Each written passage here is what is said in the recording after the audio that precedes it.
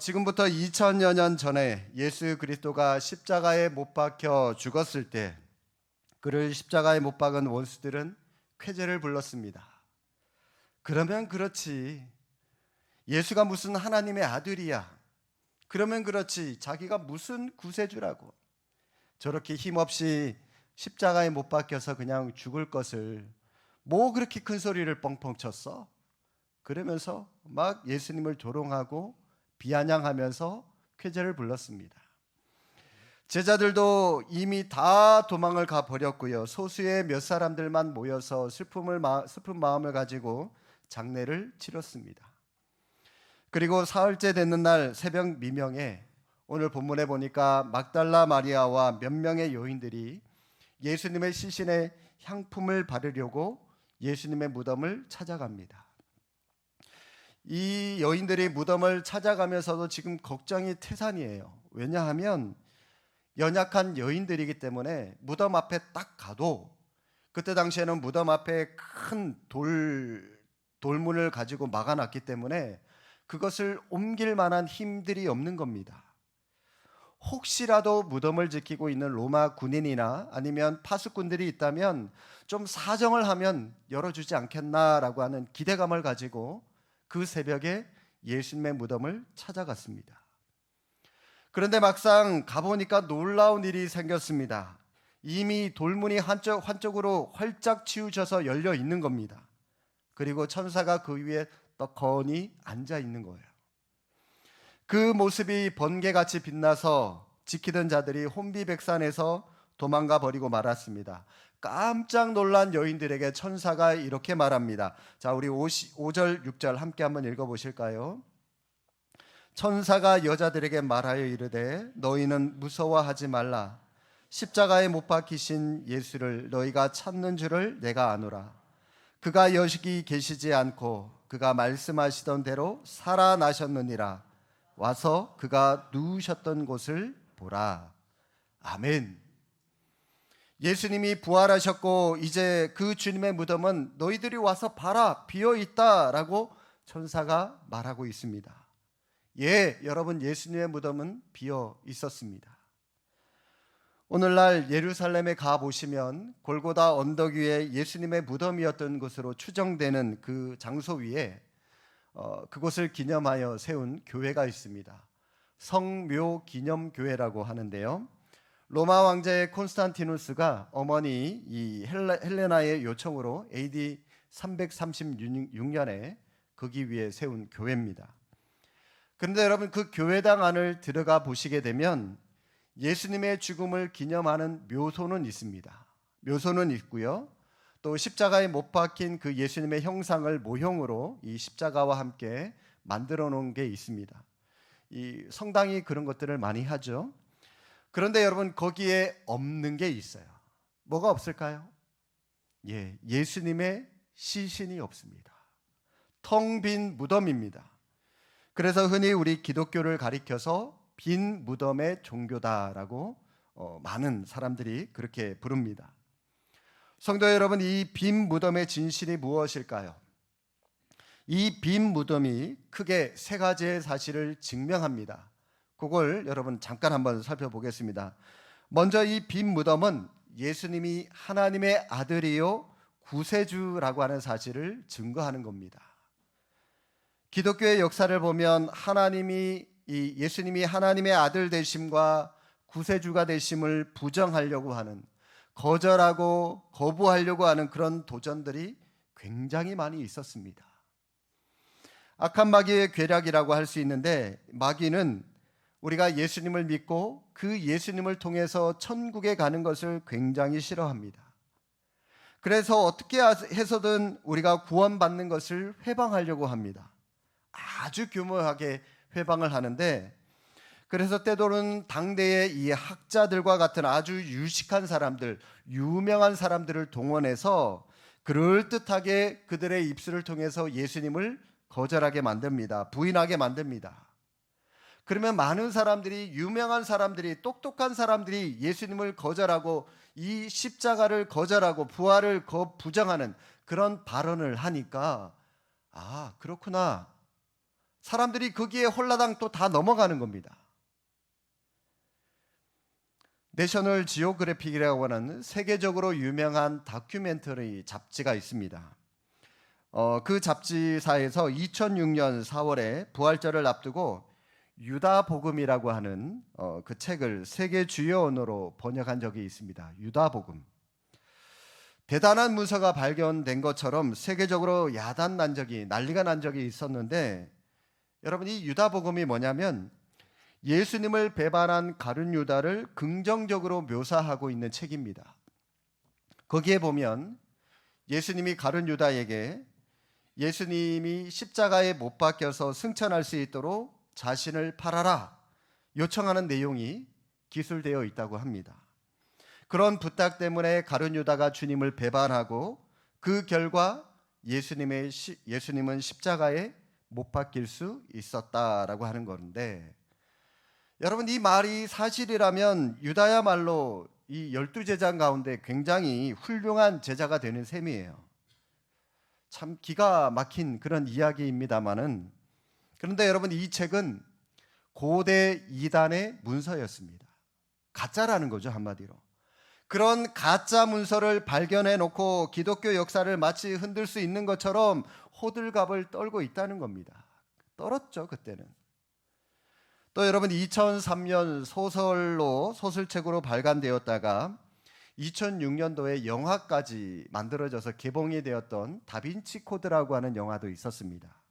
그것도 마찬가지예요. 예수님이 막달라 마리아와 결혼을 해서 딸이 생겼대요. 그리고 그 딸과 그 후손들이 존재한다라고 하는 내용인데, 중세 교회가 그 비밀을 아는 사람들을 이단으로 몰아서 다 처형하고 숨겼다는 겁니다. 그 비밀을 지켜온 기사단 중에 다빈치라고 하는 사람이 있는데, 그의 그림에 이런 비밀들을 암호로 숨겨놨다는 거죠.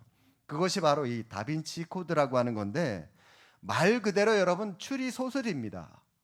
추리소설, 황당무계한 겁니다.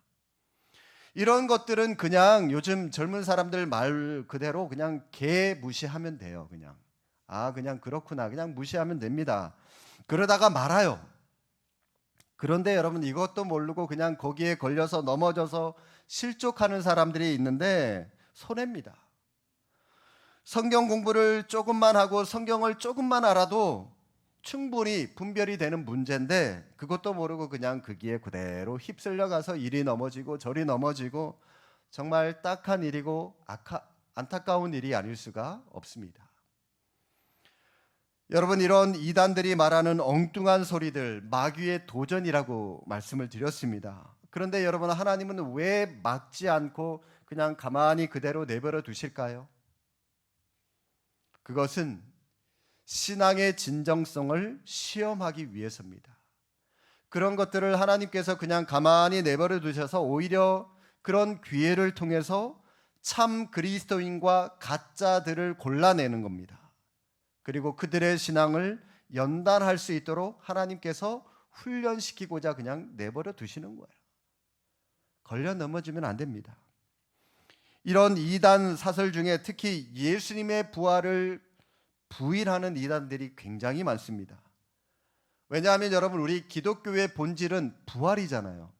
이 부활이 없어야 기독교가 무너지니까 어떻게 해서든지 이 부활이 거짓이라고 하는 것을 주장하려고 그들은 목숨 걸고 길을 씁니다. 이 부활을 부인하는 많은 이 설들이 있는데요, 몇 가지만 말씀드릴까요? 기절설이 있죠. 기절설. 예수님이 그냥 십자가에서 일시적으로 기절을 했을 뿐 장사한 후에 정신이 돌아와서 다시 살아났다는 겁니다. 제가 엊그제 금요기도회 때도 여러분들에게 말씀을 드렸듯이 예수님은 기절한 게 아닙니다. 십자가에서 분명히 돌아가셨어요. 요한복음 19장에 보면은 이 로마 군인이 예수님의 옆구리에 창을 찌르죠. 그때 물과 피가 쏟아졌다라고 말합니다. 사람이 죽으면 피가 쏟아지는 건 당연해요. 근데 물까지 쏟아졌다?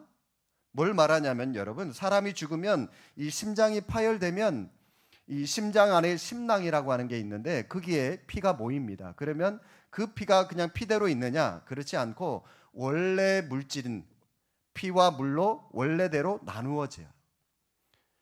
따라서 여러분, 이 로마 군인이 창을 가지고 예수님이 높이 십자가에 달려 있죠. 자, 밑에서 옆구리를 찔렀어요, 창으로. 그러면 옆구리를 뚫고 어디까지 갔다? 심장까지 꽂혔다는 겁니다. 다시 말해서 물과 피가 쏟아졌다. 예수님의 심장까지 이 창이 찔렸다는 거고요. 로마 군인은 확인 사살했다는 겁니다. 한마디로. 예수님은 분명히 십자가에서 죽으셨어요. 또 하나, 무덤 오인설이 있습니다. 어두운 새벽길을 이 여인들이 잘못 찾아서 잘못 알아보고 빈 무덤을 보고 주님이 부활한 것으로 오인했다는 거죠.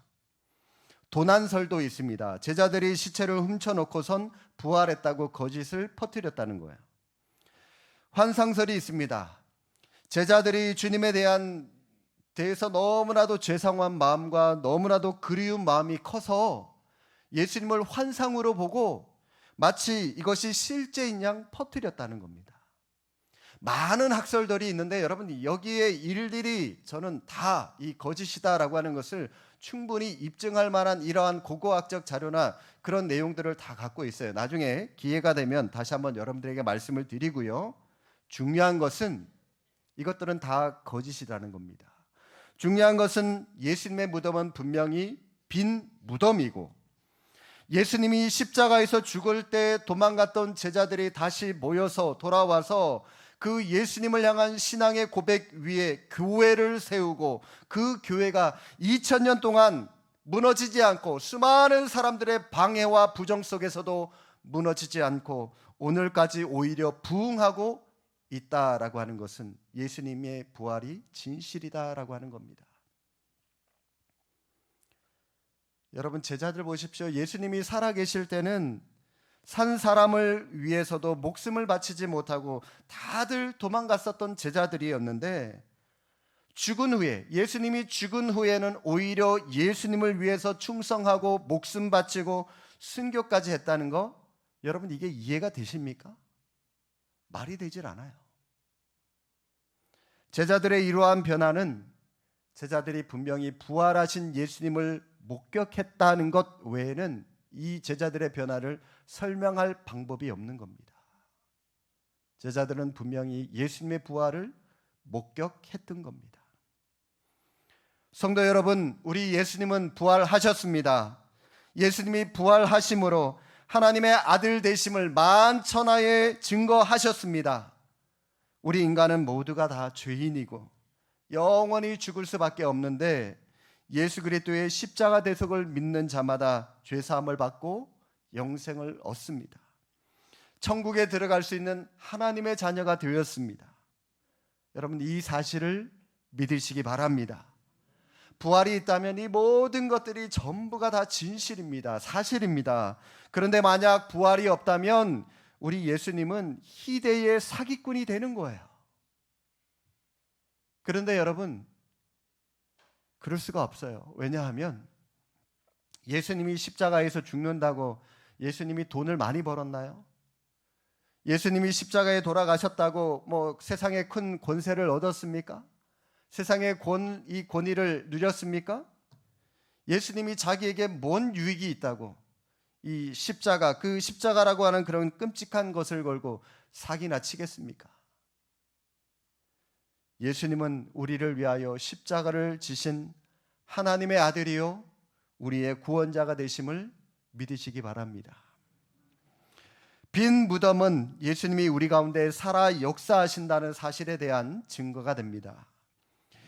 예수님은 부활하신 후에 40일 동안 제자들과 함께 여러 사람들에게 그 모습을 보여주셨습니다. 그리고 하늘나라로 올라가셨습니다. 승천하셔서 그분은 오늘도 우리와 함께 하고 계십니다. 성령님이 바로 그 증거가 되죠. 하나님 보좌 우편에 계시면서 성령님을 보내주셔서 예수님은 그 성령을 통하여 오늘 우리와 함께 하고 계십니다. 그리고 능력으로 우리의 삶을 역사해 주십니다. 요한복음 14장에 보시면 이렇게 말씀하십니다. 14장 18절 20절 쭉 한번 보시면, 내가 너희를 고아와 같이 버려두지 아니하고 너희에게로 오리라. 조금 있으면 세상은 다시 나를 보지 못할 것이로되 너희는 나를 보리니 이는 내가 살아있고 너희도 살아있겠음이라. 그 날에는 내가 아버지 안에 너희가 내 안에 내가 너희 안에 있는 것을 너희가 알리라. 마귀 권세, 사망 권세 이기고 승리하신 우리 예수님, 그분이 나와 함께 하신다면 여러분 세상에 무서울 게 뭐가 있겠습니까? 그게 여러분 우리에게 필요한 믿음이죠.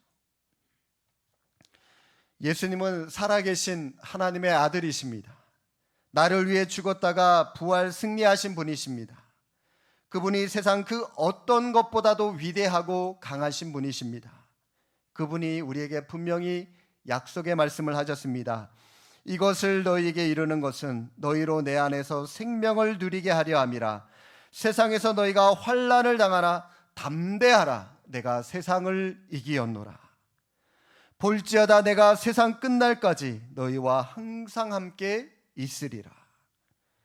여러분 정말 이 예수님이 나와 함께 하신다는 믿음이 있다면 뭐가 두렵겠습니까? 오늘 부활절 이 아침에 이 믿음을 다시 한번 회복하는 은혜가 있기를 바랍니다.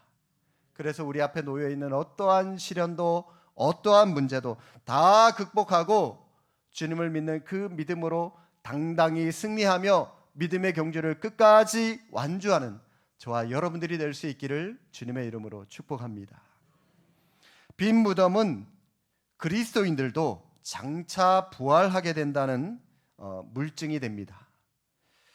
예수님의 부활은 장차 성도의 부활에 대한 증거가 되고 샘플이 되기도 합니다. 여러분 성경 한 구절 찾아보겠습니다. 고린도전서 15장입니다.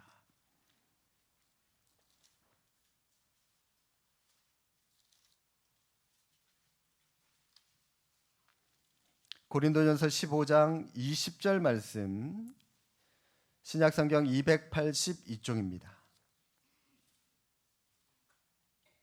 15장 20절 우리 함께 읽겠습니다. 그러나 이제 그리스도께서 죽은 자 가운데서 다시 살아나사 잠자는 자들의 첫 열매가 되셨도다. 아멘. 자, 여러분 여기에서 이 첫 열매의 첫이라고 하는 말이 모델이라는 말입니다. 샘플이라는 말이에요. 모델하우스 여러분 가보시면 뭘 볼 수가 있죠?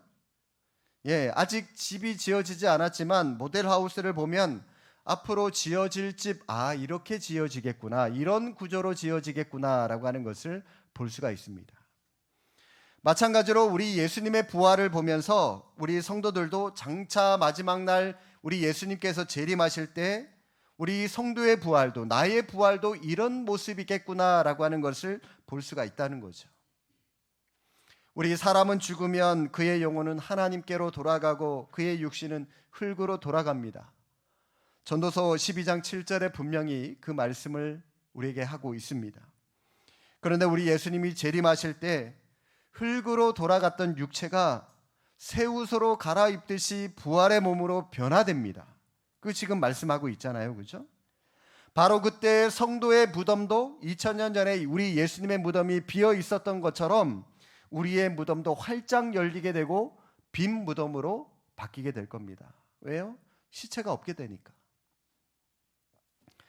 그런데 제가 이렇게 말씀을 드리면 이런 질문을 하는 사람들이 꼭 있어요. 목사님, 흙으로 돌아갔던 육체가 부활한다면 그러면 죽어서 화장한 사람은 어떻게 부활할 수 있습니까? 화장한 골분을 묘지 없이 그냥 강에 뿌리고 바다에 뿌렸는데 어떻게 그 사람들 부활할 수 있겠습니까? 자, 여러분 50절 말씀 보실까요? 고린도전서 15장 50절 한 장만 뒷장으로 넘기셔서, 자 50절 중간에 보시니까 형제들아, 50절 다시 한번, 형제들아 내가 이것을 말하노니 혈과 육은 하나님 나라에 이어받을 수 없고 또한 썩는 것은 썩지 아니하는 것을 유업으로 받지 못하느니라. 자, 여러분 이 말이 무슨 말이냐면 부활하는 의인들의 몸은, 자 여기에서 몸을 혈과 육이라고 말씀하고 있죠. 이 혈과 이 몸이, 육이 썩어 없어질 몸이 아니라 이처럼 썩지 않고 영원히 살 수 있는 영화로운 몸으로 될 것이다 라고 말씀합니다. 자, 51절 중간부터도 한번 보실까요? 마지막 나팔에 순식간에 홀연이 다 변화되리니, 자, 마지막 나팔, 예수님께서 재림할 때 홀연이 다 변화된답니다. 자, 52절, 나팔 소리가 나매 죽은 자들이 썩지 아니할 것으로 다시 살아나고 우리도 변화되리라. 죽은 자들이 썩지 아니할 몸으로 바뀐답니다. 예수님께서 재림하실 때 하나님께서 우리를 부활시키는 것은 창조예요, 창조.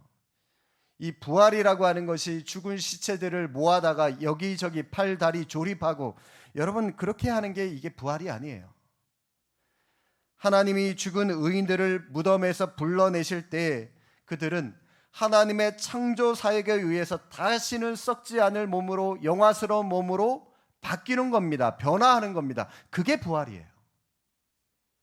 그렇기 때문에 사람이 화장이 되어서 재가 되었든지, 전쟁터에서 지뢰를 밟아서 온 몸이 산산조각이 났던지, 죽은 지 너무 오래되어서 그 육신이 흙이 되든 먼지가 되었든지, 모든 것들을 다 불문하고 하나님의 창조 능력에 의해서 새로운 몸으로 변화되게 되는 것, 그게 바로 부활이라는 겁니다.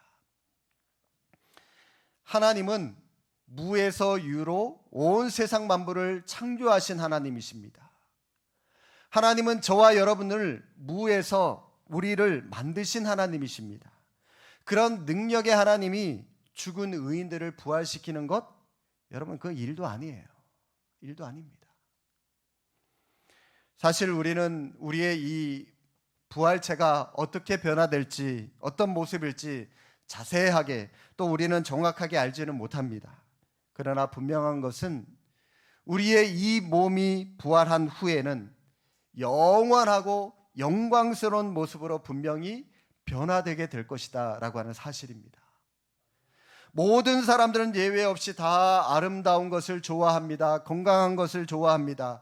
저도 그렇고요. 여러분들도 마찬가지일 겁니다. 하지만 안타깝게도 세월이 흘러가면 흘러갈수록 우리는 다 누구나가 이 육신은 쇠하게 되고 병들게 되고 추하게 되고 장애가 생기고 죽게 되고 썩게 마련입니다. 그렇게 될 수밖에 없어요. 이것이 죄인된 우리의 운명이기 때문입니다. 이것을 극복할 수 있는 길은 오직 부활밖에 없는 겁니다. 부활밖에. 그러므로 부활만이 우리의 유일한 소망입니다. 부활은 죽음도 이기고 질병도 이기는 완전한 치유가 되기 때문입니다. 사랑하는 성도 여러분, 예수 그리스도의 부활을 믿으시기 바랍니다. 또 여러분 자신의 부활도 믿으시기 바랍니다. 그리고 살아계신 예수님과 늘 함께 동행하면서 어떠한 어려움 가운데서도 승리할 수 있기를 바랍니다. 아울러 이 좋은 예수님을, 우리를 위하여 십자가에서 죽었다가 부활하신 이 아름다운, 이 멋진 예수님을 여러분의 가족과 이웃들과 친구들에게도 나누어주는 귀하고 복된 삶을 살아가는 저와 여러분들이 될 수 있기를 주님의 이름으로 축복합니다. 기도하겠습니다.